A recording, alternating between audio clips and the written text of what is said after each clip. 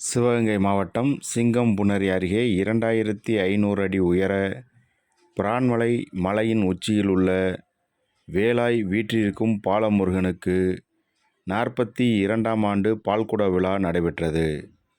திருஞான சம்பந்தரால் பாடப்பட்ட மங்கை பாகர் தேனம்மை கோவிலில் இருந்து வள்ளல் பாரி ஆண்ட பரம்புமலை பிரான்மலையில் பாரி ஆண்ட பரம்புமலை என்றழைக்கப்படும் பிரான்மலை மலை உச்சியில் வீற்றிருக்கும் பாலமுருகனுக்கு பால்குட விழா நடைபெற்றது. பிரான்மலை உச்சியில் வேல் உருவாய் வீற்றிருக்கும் பாலமுருகனுக்கு 42ஆம் ஆண்டு பால்குடம் ஊர்வலம் நடைபெற்றது. விழாவிற்கு குன்றக்குடி தவத்திரு பொன்னம்பல அடிகளார் தலைமையேற்று மலை அடிவாரத்தில் உள்ள மங்கை பாகர் தேனம்மை திருக்கோவிலில் உற்சவ மண்டபத்தில் எழுந்தருளிய உற்சவ மூர்த்தியான முருகனுக்கு உமாபதி சிவாச்சாரியார் தலைமையில் சிறப்பு பூஜைகள் நடைபெற்றது. உற்சவரான முருகனுக்கு தீபாராதனை காண்பித்து பால்குட ஊர்வலத்தை குன்றக்குடி பொன்னம்பல அடிகளார் துவக்கி வைத்தார்.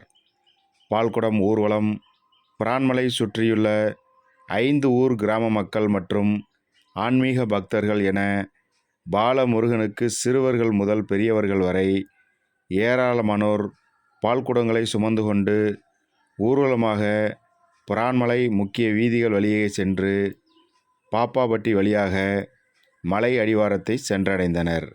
அங்கிருந்து அரோகரா அரோகரா கோஷமிட்டு 2500 அடி உயரமுள்ள மலை உச்சிக்கு பக்தர்கள் பால்குடம் தலையில் சுமந்து கொண்டு மலையேற துவங்கினர். அதைத் தொடர்ந்து மலை உச்சியில் வேல் உருவாய் வீற்றிருக்கும் பாலமுருகனுக்கு பாலாபிஷேகம் நடைபெற்றது. இந்த விழாவினை பாலமுருகன் தெய்வீக பேரவை 5 ஊர் கிராமத்தார்கள் செய்திருந்தனர்.